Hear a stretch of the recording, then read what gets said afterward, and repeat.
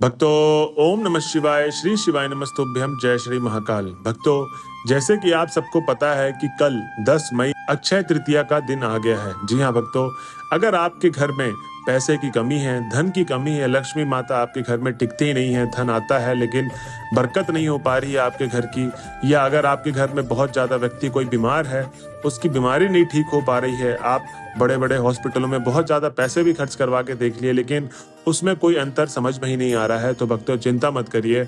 गुरुदेव जी कहते हैं कि जो भी कोई भक्त अक्षय तृतीया के दिन इन 2 उपायों को कर लेता है, उसके घर में जो भी कलेश चल रहा है, जो भी प्रॉब्लम चल रही है, वो सारी की सारी समाप्त हो जाएगी एकदम जड़ से। जी हाँ भक्तों, क्योंकि जैसे कि आप सबको पता है कि जो गुरुदेव जी की कथा होती है, उस कथाओं में बहुत सारे लोग आते हैं और उनको पत्र लिखते हैं, अपनी मनोकामना पूछते हैं पत्र के द्वारा और बोलते हैं कि हे गुरुदेव, आप हमें कोई ऐसा उपाय बताइए जिससे हमारे घर की बरकत हो।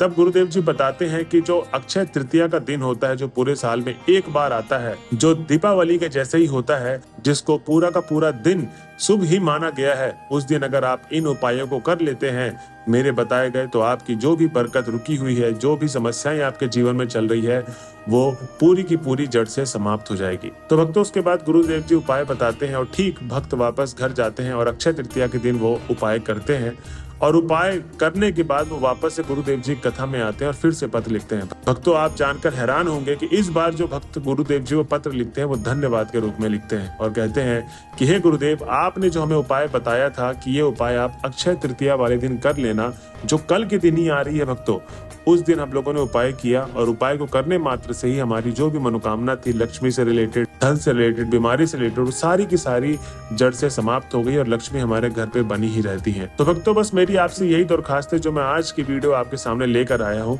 क्योंकि कल जो 10 मई को अक्षय तृतीया का दिन है वो बहुत ही ज्यादा पावन दिन है। अगर आप इस दिन इन उपायों को कर लेते हैं तो आपके घर में जीवन भर हमेशा धन बना रहेगा और आपके घर में जो व्यक्ति है जिसके बीमारी का आपने बहुत ज्यादा इलाज करवा लिया, वो ठीक नहीं हो रहा है, उसकी बीमारी जड़ से खत्म हो जाएगी। जी हाँ भक्तों, कैसे करना है, कब करना है, पूरा आज के इस पूरे वीडियो में डिटेल में समझाऊंगा। कृपया करके मेरी बस आपसे यही दरखास्त है कि जो भी आप वीडियो में सुनेंगे उसको कृपया करके कहीं पर लिख लें और लिखने के बाद जब भी उपाय करने जाए तो उसको एक बार देख लें, स्मरण कर लें, जिससे आपको वो सारी की सारी चीजें याद आ जाए और जो चीजें रह जाती हैं कि मनोकामना पूर्ण नहीं हुई हमारी, तो वो आधे अधूरा उपाय करने से ही होती है। तो ये सारी गलतियां ना हो आपसे, आपकी मनोकामना पूर्ण हो, तो बस मेरी यही दरखास्त है कि जो भी आप सुने उसको लिख लें।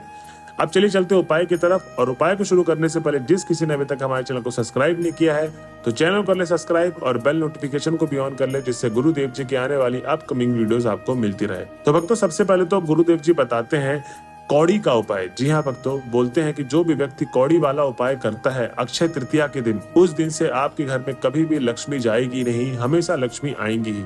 तो सबसे पहले तो आपको कौड़ी का करना क्या है, अगर आपके घर में कौड़ी नहीं है तो किसी भी पंसारी की दुकान में या जहाँ पूजा पाठ का सामान मिलता है वहां चले जाएं और 5 से 7 रुपए की एक कौड़ी आती है, वहां से एक कौड़ी ले लें और एक लाल कपड़ा भी ले लें। जी हाँ भक्तों, उसके बाद आपको क्या चाहिए, 5 हल्दी की गांठ। और अगर आपके पास हल्दी की गांठ नहीं है तो किराना की दुकान से आप हल्दी की गांठ भी ले आए।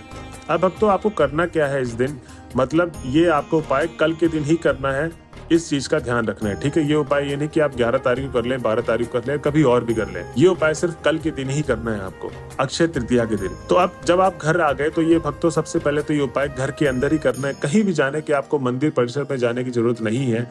पूरा का पूरा उपाय आपको घर के अंदर ही करना है। तो चलिए चलते हैं उपाय की तरफ। क्या बताया गुरुदेव जी ने, तो जब आप लाल कपड़ा लेकर आएंगे तो उसको थोड़ा सा लाल कपड़े को बिछा लें और सबसे पहले आप जो हल्दी की 5 गांठ लेकर आए थे वो 5 गांठ हल्दी की रखें, ठीक।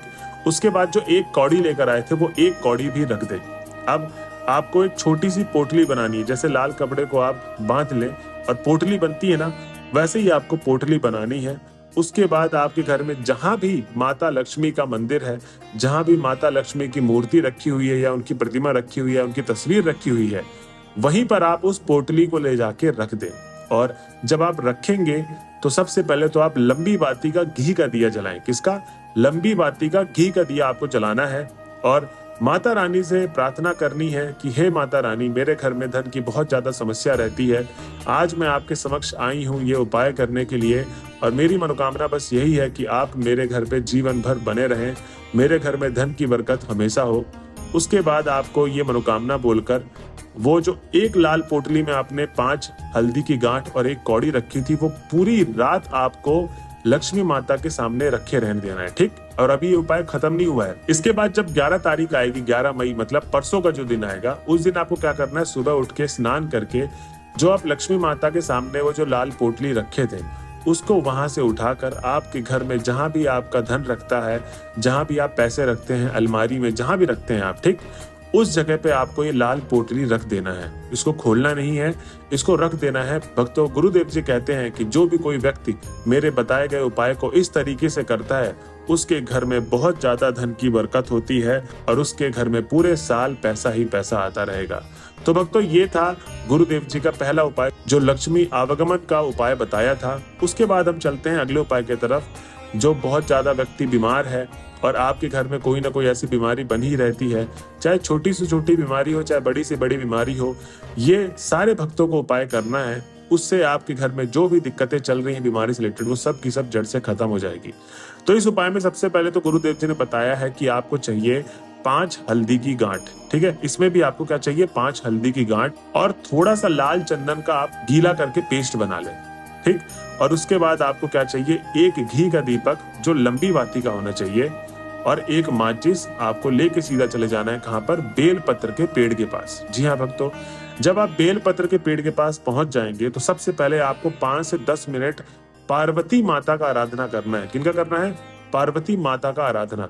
और भक्तों, मैं ये बता दूं, ये जो अक्षय तिथि है, ये आपको जो दूसरा वाला उपाय मैं बता रहा हूँ बीमारी से रिलेटेड, ये आप सुबह और शाम को कभी भी कर सकते हैं, क्योंकि गुरुदेव जी बताते हैं कि अक्षय तिथि का जो दिन होता है वो इतना पावन होता है, इसमें कोई भी राहु केतु नहीं देखा जाता कि कब लगन है कब नहीं है, किस समय पूजा करना चाहिए। आप 10 मई को, कल के दिन, कभी भी इस उपाय को कर सकते हैं, दोनों उपाय को, ठीक। अब जब आप पहुंच जाएंगे सीधा बेलपत्र के पेड़ के पास, 5 से 10 मिनट आराधना कर लेंगे, अब उपाय करने के लिए आप तैयार हैं।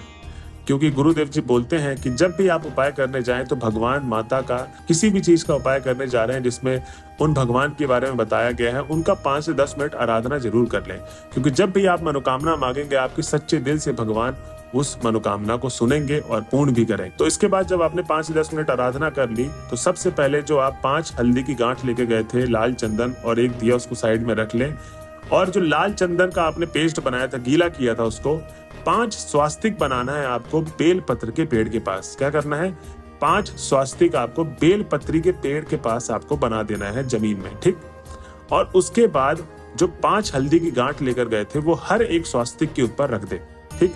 उसको रखने के बाद आपको मैंने बोला था एक लंबी बाती का घी का दिया लेकर जाना है, वो सामने वो दिया जला दे। और उसके बाद 5 से 10 मिनट पार्वती माता का आराधना करने के बाद आपकी जो भी समस्या चल रही है जीवन में, कि मेरे घर का ये व्यक्ति बहुत ज्यादा बीमार है, डॉक्टर बहुत ज्यादा इधर से उधर भगाते हैं, ये डॉक्टर ने मना भी कर दिया है कि इसको अब भगवान ही बचा सकते हैं, मतलब जैसी भी समस्याएं चल रही हैं उनको बस वही सारी समस्याएं बोल देनी बीमारी से रिलेटेड जो भी आपके परिवार में चल रही है। और उसके बाद आपको वो जो 5 हल्दी लेकर गए थे, वो स्वास्तिक को मिटाना नहीं है। आपको 5 हल्दी को आप उठा ले वहां से स्वास्तिक के ऊपर से, और आप उसको लेके सीधा घर की तरफ आ जाए। अब जब आप घर की तरफ आ जाएंगे तो जो हल्दी के 5 गांठ लेकर आए उसको पिसवा ले कहीं पर, या घर पे ही पीस लें उसको मिक्सी में। और पीसने के बाद आपको जहां पर आप किचन में हल्दी यूज करते हो, हल्दी वाला पाउडर, उसको हटा के ये 5 हल्दी वाले गांठ का पाउडर यूज करें।